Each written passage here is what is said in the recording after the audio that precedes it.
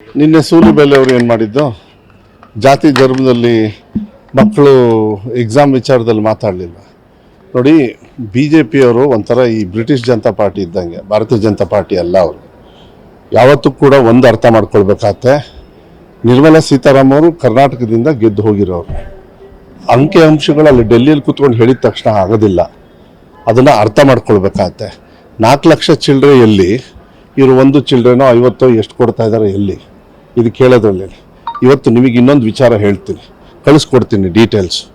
ನಾನು ಮಿನಿಸ್ಟರ್ ಆದ ತಕ್ಷಣ, ಶಾಲಾ ಶಿಕ್ಷಣ ಮಿನಿಸ್ಟರ್ ಆದ ತಕ್ಷಣ ಫಸ್ಟ್ ತೆಗೆದಿದ್ದು ಸೆಂಟ್ರಲ್ ಗೌರ್ಮೆಂಟಿಂದ ಎಷ್ಟು ದುಡ್ಡು ಬರ್ತಾ ಇದೆ ಅಂಥೇಳಿ.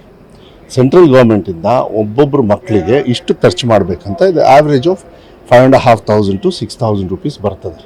ಇವತ್ತು ನನ್ನ ಇಲಾಖೆಗೆ ಬರೀ ಅವ್ರು ಇದುವರೆಗೂ ಕೊಟ್ಟಿರೋದು 2,800 ರೂಪಾಯಿ. ಇನ್ನೂ 2,500 ರೂಪಾಯಿ ಕೊಟ್ಟಿಲ್ಲ ಅವರು.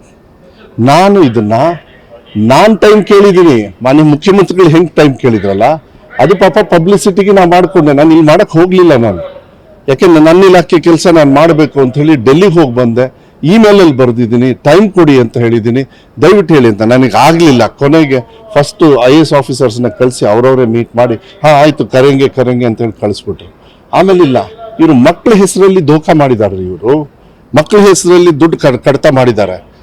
ಇವತ್ತು ನಾನು ಮೊನ್ನೆ ಒಂದು ವಾರದ ಮುಂಚೆ ಮತ್ತೆ ಹೋಗಿ ಅವ್ರು ಸಿಗಲೇ ಇಲ್ಲ, ಧರ್ಮೇಂದ್ರ ಪ್ರಧಾನ್ ಅವರೇ ಎಜುಕೇಷನ್ ಮಿನಿಸ್ಟ್ರು. ಕೊನೆಗೆ ಲೆಟ್ರನ್ನ ನಮ್ಮ PA ಅವ್ರ ಕೈಯಲ್ಲಿ ಅಲ್ಲಿ ಆಫೀಸರ್ಸ್ ಕೈಯಲ್ಲಿ ಕೊಟ್ಟು ಬಂದೆ. ಇಷ್ಟು ಬೇಜವಾಬ್ದಾರಿತನ ತಂದು ಒಂದು ಹೇಳಿಕೆ ಕೊಟ್ಟ ತಕ್ಷಣ ಆಗೋದಿಲ್ಲ. ಆಮೇಲೆ ಮಾನ್ಯ ನರೇಂದ್ರ ಮೋದಿ ಅವರು ಈ ದೇಶದ ಪ್ರಧಾನಮಂತ್ರಿಗಳು, ನನಗೂ ಪ್ರಧಾನಮಂತ್ರಿಗಳು, ನಿಮಗೂ ಪ್ರಧಾನಮಂತ್ರಿಗಳು, ವಿರೋಧ ಪಕ್ಷದವ್ರಿಗೂ ಪ್ರಧಾನಮಂತ್ರಿಗಳು. ನಾವು ಕೇಳೋದೇ ಬೇರೆ, ಅವ್ರು ಹೇಳೋದೇ ಬೇರೆ ಆಗಿಬಿಟ್ರೆ ಅದು ತಪ್ಪಾಗ್ತದೆ. ಅವರ ಒಂದು ದಿಕ್ಕು ತಪ್ಪಿಸ್ತಕ್ಕಂಥ ಪ್ರಯತ್ನ ಸರಿ ದಾರಿಗೆ ತರೋದಕ್ಕೆ ಮತದಾರರು ಮಾಡ್ತಾರೆ. ಅನಿವಾರ್ಯವಾಗಿ ನಾವು ಈ ಕೆಲಸವನ್ನು ಮಾಡಬೇಕಾಯಿತು, ನಾವು ಮಾಡಿದ್ದೀವಿ.